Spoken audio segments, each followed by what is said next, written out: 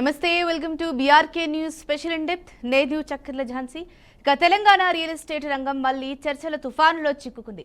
కొంతకాలంగా నిశ్శబ్దంగా కనిపించినట్టుగా ఉన్న ఈ రంగం ఒక్కసారిగా పెద్ద హడావిడి సృష్టించింది. గత బీఆర్ఎస్ పాలనలో 1 ఎకరా భూమికి 100 కోట్లు పలికిందనే విషయం అప్పట్లోనే సంచలనం రేపింది.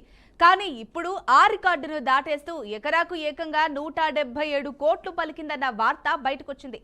అంటే మరో 77 కోట్లు అదనంగా. ఈ అంకెలు విన్నవారెవరైనా నమ్మలేని స్థాయిలో షాక్ అవుతున్నారు. రాష్ట్రంలో రియల్ ఎస్టేట్ మార్కెట్ మందగమనంలో ఉందని, ప్రాజెక్టులు ఆగిపోయాయని, కొనుగోలు తగ్గాయని మాట్లాడుకుంటున్న తరుణంలో ఇంత భారీ డీల్ ఎలా జరిగిందన్నది ఇప్పుడు పెద్ద ప్రశ్నగా మారింది. ఈ భూమిని కొనుగోలు చేసింది ప్రముఖ ఎంఎస్ఎన్ సంస్థ కావడం మరింత ఆసక్తిని రేపుతోంది. ఎందుకింత భారీ పెట్టుబడి?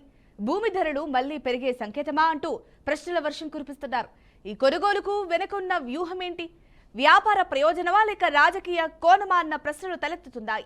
నగరంలోని గచ్చిబౌలికి సమీపంలో ఉన్న రాయదుర్గం పారిశ్రామిక ఐటీ అభివృద్ధికి గుండెకాయ లాంటి ఈ ప్రాంతంలో ప్రభుత్వం నిర్వహించిన భూవేలం సంచలనం రేపింది. Telangana industrial infrastructure corporation TGIIC నిర్వహించిన ఈ వేలంలో ఎకరాకు 177 కోట్లు పలికింది. రాష్ట్ర చరిత్రలోనే ఇది అత్యధిక ధరగా నిలిచింది. మొత్తం 18.67 ఎకరాల భూ వేలంలో సర్వే నంబర్ 83/1లోని 2 ప్లాట్లు హాట్ కేకుల్లా అమ్ముడయ్యాయి. 7.67 ఎకరాల భూమిని ప్రముఖ ఎంఎస్ఎన్ సంస్థ ఎకరాకు 177 కోట్లు పెట్టి దక్కించుకుంది. మరో 11 ఎకరాలు ఎకరాకు 141.5 కోట్ల చొప్పున ప్రెస్టేజ్ రియాలిటీ సంస్థ సొంతం చేసుకుంది. ఈ వేలం ద్వారా ప్రభుత్వానికి సుమారు 3,135 కోట్ల ఆదాయం లభించింది. టీజీఐఐసి ప్రకారం ఇప్పటి వరకు రాష్ట్ర ప్రభుత్వ సంస్థలు నిర్వహించిన భూవేలాల్లో ఇది అత్యధిక ధరగా నమోదయ్యింది. రాయదుర్గం ప్రాంతం ఎందుకింత ఆకర్షణీయంగా మారిందంటే అనే ప్రశ్నలు కూడా వ్యక్తమవుతున్నాయి. అన్ని రకాల మౌలిక సదుపాయాలు, వ్యాపార సౌలభ్యం, భవిష్యత్తు పెట్టుబడి అవకాశాలు ఇక్కడే కేంద్రీకృతమయ్యాయి. Hitech city, Gachibowli, Miyapur metro, outer ring road, అంతర్జాతీయ విమానాశ్రయానికి సులభమైన రాకపోకలు ఇవన్నీ ఈ ప్రాంతానికి ప్రత్యేక బలమిచ్చాయి. ITES, life sciences, health care, retail, hospitality రంగాలకు ఇది కేంద్రంగా మారింది. 2017లో ఇదే రాయదుర్గంలో ఎకరాకు 42.59 కోట్లు పలికిన భూమి 2022లో కోకాపేట నియోపోలిస్ వేలంలో 100.75 కోట్లు చేరగా ఇప్పుడు అదే ధర దాదాపు 75% పెరిగి 177 కోట్లకు చేరింది. ఇది తెలంగాణ రైజింగ్ 2027 అనగా 2047 దిశగా బలమైన అడుగు పడినట్లే అనుకోవచ్చా? పారదర్శకమైన వేలం, పెట్టుబడిదారుల విశ్వాసం, రాష్ట్ర ప్రభుత్వం సృష్టిస్తున్న వ్యాపార అనుకూల వాతావరణానికి ఇది నిదర్శనమని పేర్కొన్నారు. అలాగే జేఎల్ఎల్ ఇండియా, ఎంఎస్టీసీ సంస్థల భాగస్వామ్యంతో నిర్వహించిన ఈ వేలం పారదర్శకతకు ప్రతీకగా నిలిచిందని టీజీఐఐసి ఎండీ శశాంక్ తెలిపారు. ఇదే అంశానికి సంబంధించి ఇవాళ మనతో పాటు చర్చించడానుకున్నారు బీఆర్ఎస్ నేత, అలాగే న్యాయవాది అయిన శ్రీకాంత్ సముద్రాల గారు. అలాగే మరొక గెస్ట్ కూడా ఉన్నారు, కొక్కొండ రాహుల్ గౌడ్, కాంగ్రెస్ అధికార ప్రతినిధి. వీళ్ళతో మాట్లాడదాం. నమస్కారం సార్. సార్, ముందుగా శ్రీకాంత్ గారు మీరు చెప్పండి సార్, మరి ప్రస్తుతం ఈ టైంలో అంటే కాంగ్రెస్ ప్రభుత్వం వచ్చిన తర్వాత మామూలుగా అయితే ప్రైజెస్ పెరుగుతూనే ఉన్నాయి, బట్ ఇప్పుడు 77% అధికంగా రేట్లు పెరుగుతూ ఉన్నాయి. మరి ఈ అంశాన్ని ఎలా చూడొచ్చు అంటారు? ముందుగా నమస్కారం అమ్మ అందరికి. అయితే ఇప్పుడు ఈ 177 కోట్లు ధర పలకడం అనేది రియల్ ఎస్టేట్ పరంగా అయితే ఇది చాలా శుభసూచకమనే అనుకోవాలి. ఎందుకంటే మనము గత 3 సంవత్సరాల నుండి అంటే 2023 ఎన్నికలు ప్రారంభ దశ నుండి ఎప్పుడైతే ఎన్నికలు అని నోటిఫికేషన్ వచ్చిందో ఆనాటి నుంచి ఇప్పటి వరకు, నిన్నటి వరకు అని మనం గమనిస్తే గనక అసలు రియల్ ఎస్టేట్ అనేది దారుణమైన కుప్పకూలిపోయిన పరిస్థితి అందరం చూసిందే, ఇది ప్రతి ఒక్కరికి తెలిసిందే. ఇప్పుడు కూడా ఏదో 177 కోట్ల ధర పలికినంత మాత్రాన ఏదో అంత లాభం జరిగింది, అన్ని ప్రాంతాల్లో లాభం జరిగిందని కాదు. అయితే ఏంటంటే ఇది ఒక శుభ సూచికమే. అంటే హైదరాబాద్ బ్రాండ్ ఇమేజ్ అనేది ఏ ప్రభుత్వం ఉన్నా, ఎలాంటి ప్రభుత్వం ఉన్నా ఈ ఇమేజ్ అనేది తగ్గదు అని మళ్ళీ ఒక్కసారి ప్రూవ్ అయిందని అనుకోవచ్చు. హైదరాబాద్ నగరం ఇప్పటికి కాదండి, ఎప్పటి నుంచో, ఏనాటి నుంచో కూడా హైదరాబాద్ అనేది అన్ని రకాలుగా అన్ని రకాలుగా ఏ విషయంలో మీరు ఆలోచించి పోల్చినా కూడా ఈ ప్రాంతం అనేది అన్ని విధాలుగా వాతావరణంగా అండ్ ఇక్కడ ఆ, ఎలాంటి ఆ, మన విపత్తులు ఇక్కడ ఈ ప్రాంతంలో రావు.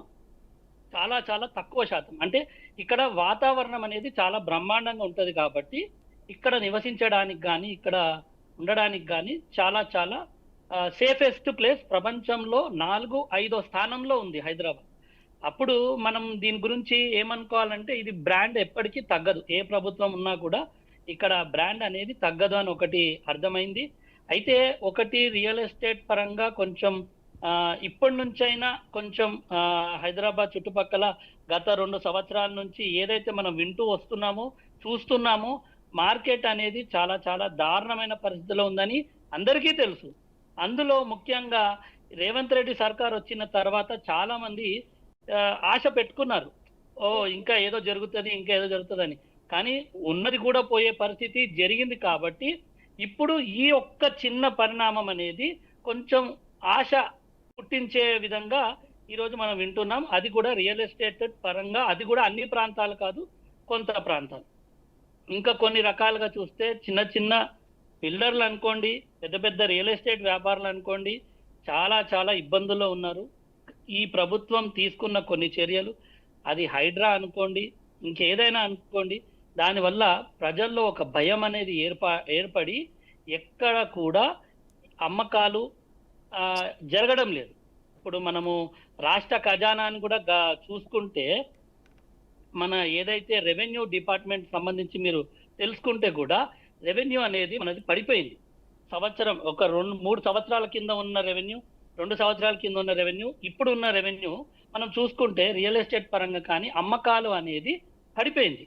కాబట్టి ఇప్పుడు ఈ ప్రభుత్వం ఈ ఏదైతే ఈ అమ్మకాలు జరిగిందో దీని 2 రకాలుగా మనం ఆలోచించవచ్చు. ఒకటి మంచి చెడు ఏం జరిగింది, సామాన్యులకు ఏం జరుగుతుంది. ఒకటి సామాన్యులు ఇంకా కొనలేని పరిస్థితి వచ్చేస్తుందనే భయాందోళన ఇంకా పెరిగిపోతుంది.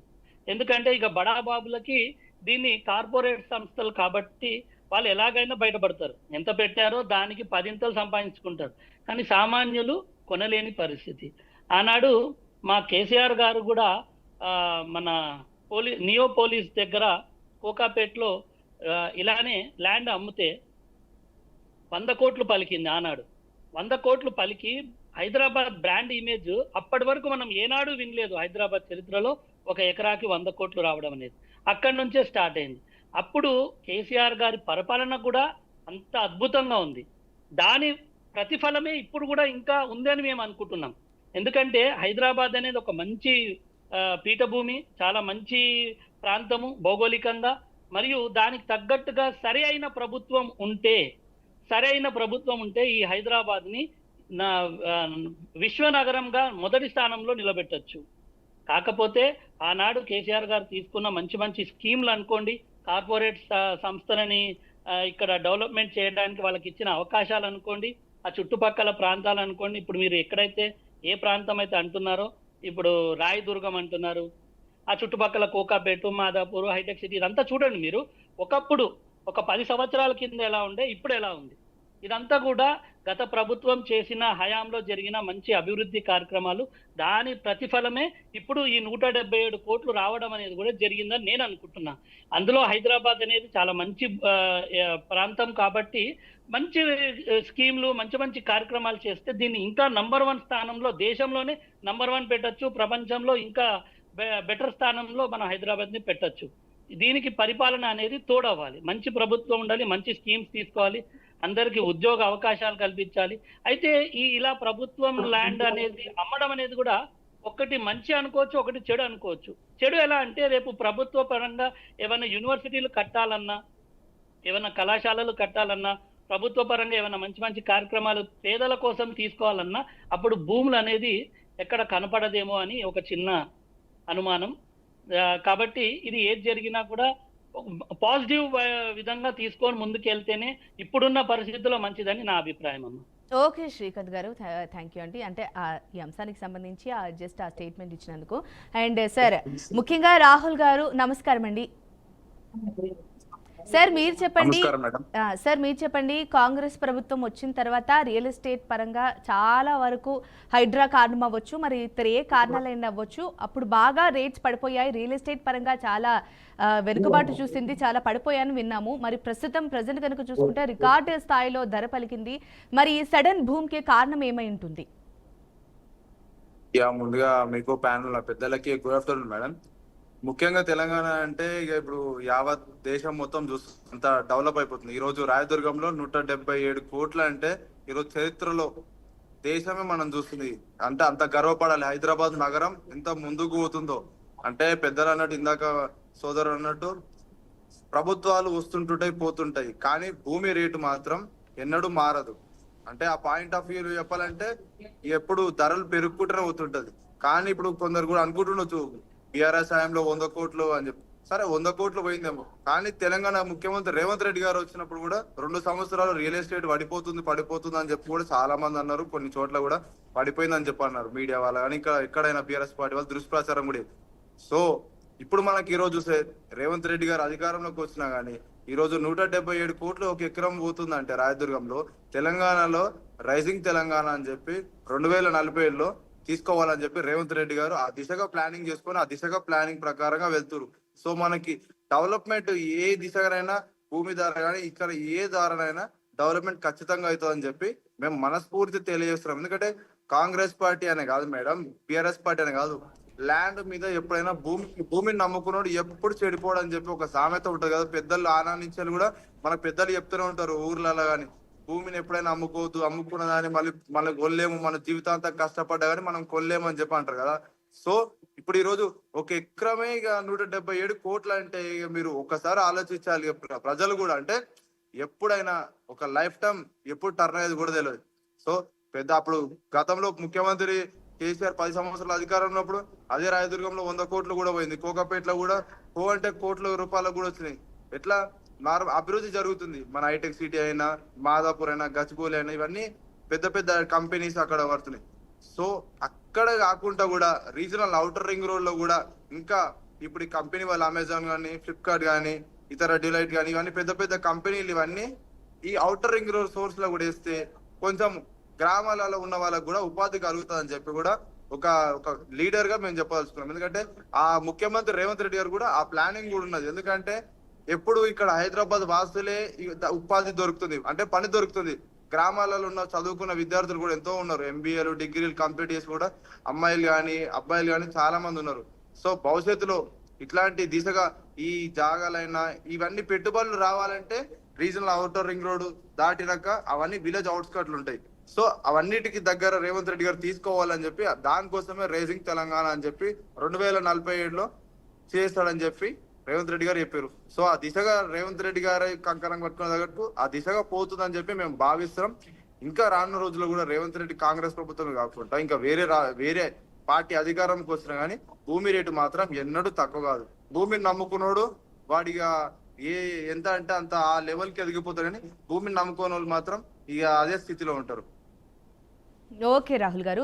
శ్రీకాంత్ గారు మీరు చెప్పండి సార్, మరి 10 ఏళ్ల బీఆర్ఎస్ పాలనలో కూడా రానంత రేట్ వచ్చింది అని అంటున్నారు.